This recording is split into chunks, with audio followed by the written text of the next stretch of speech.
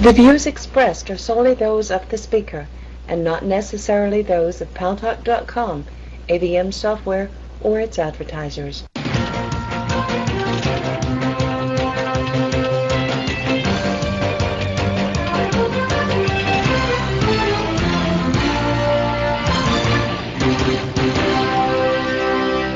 News Talk is online. News Talk Online is a production of Paltalk.com, the largest multimedia interactive program on the internet with more than 4 million unique users, on demand on iTunes and on YouTube and on my site, GaryBaumgarten.com, where you are encouraged to make comments of your own, whether you agree with the author or not. And thanks to our friends at CRN Digital Talk Radio, we're syndicated across the United States into 12 million additional households. I am your host, Gary Baumgarten. Today I'm so pleased to introduce to you my very special guest.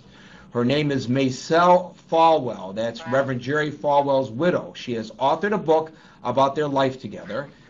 She is a one-time shy banker. The couple met. He, a local high school sports star and son of a Lynchburg, Virginia bootlegger, believe it or not, after he returned to Lynchburg from Bible college to start the Thomas Road Baptist Church, one of the most famous churches even today in the United States. The couple was married in 1958 and remained together until Falwell's death about a year ago, a little over a year ago. Mrs. Falwell, who is an artist and pianist, has just released her first book called Jerry Falwell, His Life and Legacy, in which she documents her life with the innovative yet controversial pastor and Christian educator, Mrs. Falwell. It's my distinct pleasure to welcome you to News Talk Online on Paltalk.com. Thank you. Well, thank you for joining us. Very interestingly, the media kind of painted your husband as an extreme right-wing individual. But if you really look at the facts, he was kind of more middle of the road than he was depicted, I think. Am I right about that? And if that's so, why do you think he got painted that way? Yes, I think you're right. Why do you think that is, Mrs. Falwell? Well, Jerry was, I think people were just not fair to Jerry, and they didn't know him. If they had met him and just spent 10 minutes with him, they would go away saying, I really like that guy, because he loved everybody. He was just, no one ever met him that would go back saying anything but they really liked him a lot. Do you think the influences of guys like your husband, extremely well-known religious leaders, on government in the United States is a good thing or a bad thing? Well, I think it's a good thing. I didn't quite get all of your question.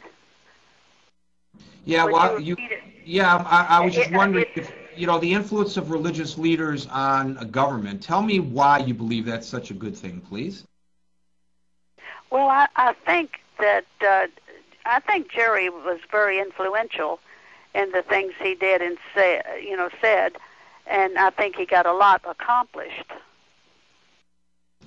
Let's talk about some of his relationships for a moment. He was a close friend and advisor to Ronald Reagan, but he also had a relationship. He also had a relationship with Larry Flynt. Mm-hmm. Well, tell me about that. That was one.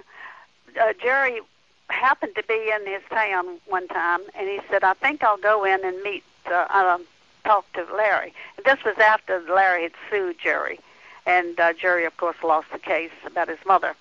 And so Jerry walked in and asked to speak to him, and it was a long time before anybody came back.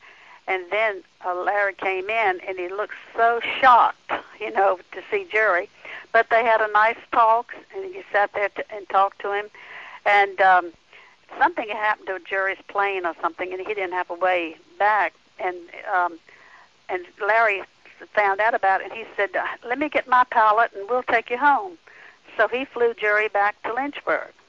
And that was after all this other stuff had been going on. And from then on, Jerry would talk to him every once in a while, call or something, and they were friends. And that's the way Jerry was. So he would accept people. He would accept people as friends with whom, I mean, obviously, your husband started the moral majority, and clearly Larry Flynt's view of morality was diametrically opposed to your husband. But it appears that he didn't let that get in the way of his relationships. Not at all. Not at all. And the same thing happened to Ted. I can't think of his name.